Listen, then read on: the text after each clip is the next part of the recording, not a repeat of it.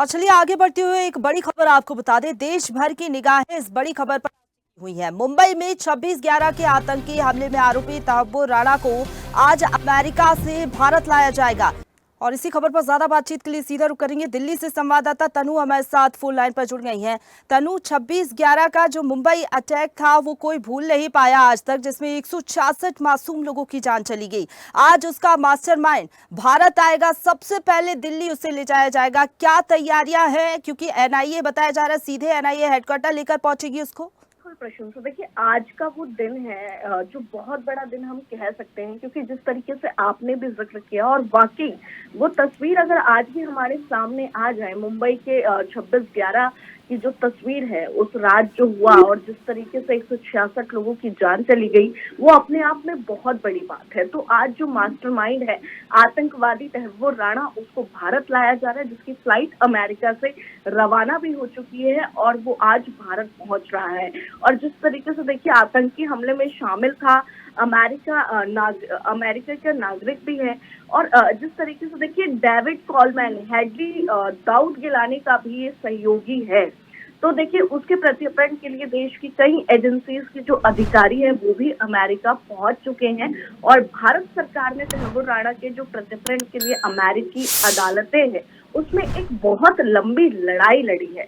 और जबकि इस प्रत्यर्पण से बचने के लिए जो राणा है उसने सारे तरीके अपना लिए, सारे हथकंडे अपना लिए, लेकिन उसकी एक भी चाल जो है वो काम नहीं आई। और अब देखिए आज का वो दिन जब अमेरिका से भारत लाया जा रहा है, और फिलहाल ये जानकारी सामने आ रही है कि दिल्ली की तिहाड़ जेल में एक खुफिया अंडर सेल में रखा जा सकता है। और साथ ही देखिए सबसे पहले कोर्ट में पेश किया जाएगा, जैसे ही भारत लाया जाएगा दिल्ली में जो है वो कोर्ट में पेश किया जाएगा, जिसके बाद दिल्ली की जो तिहाड़ जेल है उसमें भेजा जाएगा, जहां पर पल पल की अपडेट ली जाएगी, मॉनिटरिंग होगी। और तहव्वुर के आने से पहले जो तिहाड़ जेल प्रशासन है वो भी बिल्कुल एक्टिव मोड में नजर आ रहा है, जितनी भी तैयारियां हैं वो पूरी कर ली गई है। और अधिकारियों का साफ कहना है कि इस मामले में अदालत का जो आदेश है उसका इंतजार किया जाएगा। और देखिए जिस तरीके से आपने भी जिक्र किया कि जो गृह मंत्री है उनका भी स्टेटमेंट सामने आ गया है, और गृह मंत्री ने मोदी सरकार की बड़ी सफलता बताया कि इतने प्रयासों के बाद, एक लंबी लड़ाई लड़ने के बाद आज जो है वो भारत लाया जा रहा है राणा को। तो कहीं ना कहीं देखिए आज पूरे भारत में एक कह सकते हैं कि उनको ये लग रहा है कि अगर जिस तरीके से आतंकी गतिविधियां होती आई हैं और जो ये टेररिस्ट अटैक हुए हैं, इसको लेकर सरकार जो है वो कदम उठा रही है। बिल्कुल तनु, जिस तरीके से आप बता रही हैं कि भारत जब पहुंचेगा तहब्बुर राणा, दिल्ली एयरपोर्ट पर सबसे पहले लैंडिंग होगी विशेष विमान की। वहां पर किस तरीके से सतर्कता बरती जा रही है, क्योंकि विशेष निगरानी की जाएगी और सुरक्षा व्यवस्था को और भी ज्यादा चाक चौबंद कर दिया है। बिल्कुल प्रशंसा। देखिए अगर पिछले दिनों का मैं जिक्र करूं तो पिछले कई दिनों से जैसे ही ये खबर सामने आई कि राणा को भारत लाया जाएगा, वैसे दिल्ली एयरपोर्ट और आसपास का जो भी पूरा इलाका है वहां पर जो एजेंसियां हैं वो तैनात कर दी गई है, जिससे कि कोई भी चूक ना हो सके। पुलिस प्रशासन अलर्ट मोड पे है, लगातार चेकिंग की जा रही थी, और पैनी नजर पुलिस की है ताकि कोई भी चूक ना हो सके। क्योंकि देखिए जब एक आतंकी वो भी इस तरीके के हमले को अंजाम दिया, और पहले भी कई जो खबरें हैं वो आई हैं कनेक्शंस को लेकर, तो कहीं ना कहीं देखिए बहुत महत्वपूर्ण हो जाता है सुरक्षा के लिहाज से। तो उसको लेकर पहले ही तैयारी कर ली गई है, चाहे एयरपोर्ट के आसपास की हो या फिर तिहाड़ जेल की हो। और साथ ही देखिए कोर्ट का भी जिस तरीके से जिक्र किया जा रहा है, हालांकि आज फेस्टिवल की वजह से कहा जा सकता है कि शायद वर्चुअल जो है वो कनेक्ट किया जाए, उनको कोर्ट में पेश ना किया जाए।